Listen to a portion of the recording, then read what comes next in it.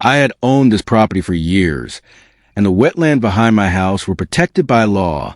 I kept every environmental document, survey, and permit safely in my files. Then one morning, I heard construction equipment coming toward the wetlands. I had no idea the HOA was about to make a very expensive mistake. Linda Whitmore, the HOA president, walked onto my property with a crew of workers. She pointed toward the wetlands and said they were building a new community tennis court. I immediately told her that land was protected and construction was forbidden. She simply smiled and said, "The HOA already approved it."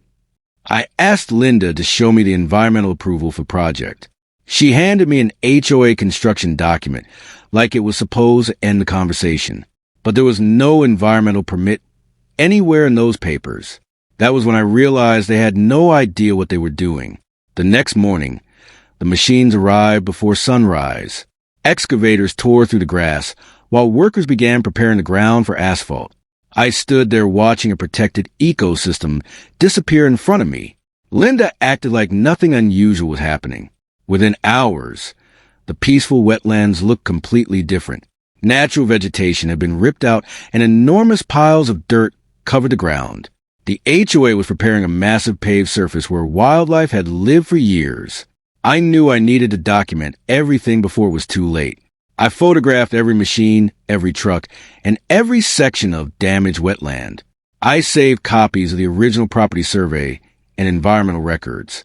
I even documented the exact locations where the construction crews crossed protected boundary. I wasn't looking for revenge. I was building evidence. Linda saw me taking pictures and started laughing. She told me I was wasting my time because the HOA had already approved everything. I asked her one last time to stop the construction until the permits were verified. She refused. That evening, I filed a formal environmental complaint.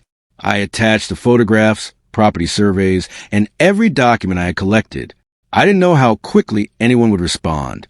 But the next morning, I received a call that changed everything. An environmental investigator had received my complaint. He told me the photographs showed serious potential violations. More importantly, he said an inspection team was already being dispatched. For the first time, I knew the HOA wasn't going to control the story anymore. The inspectors arrived before the HOA could finish the tennis court. Marcus Reed stepped out, examined the property boundary, and immediately started taking notes.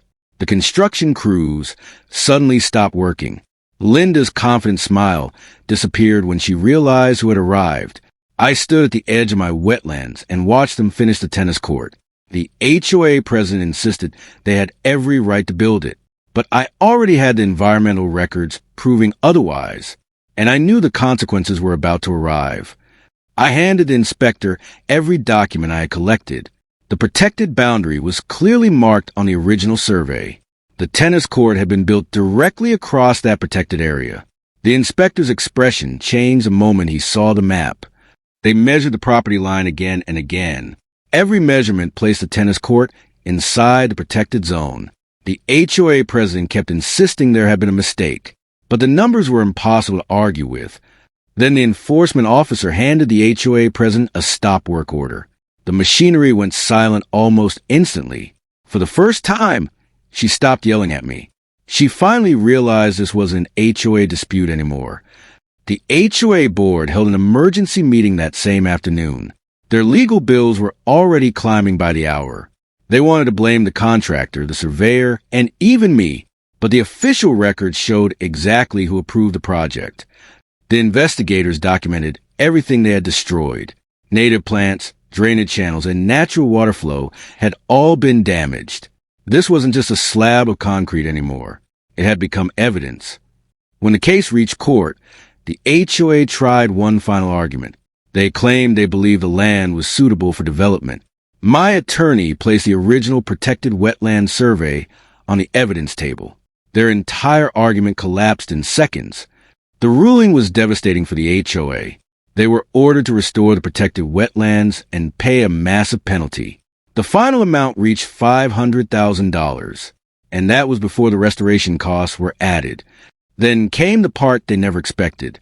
The tennis court had to be completely removed. Piece by piece, The machines tore up the surface they had proudly built. The protected land was finally being restored. Months later, the wetlands looked better than they had in years. The HOA had lost the court, the money, and its credibility. I never wanted their $500,000 penalty. I just wanted them to understand that my protected land was never theirs to destroy.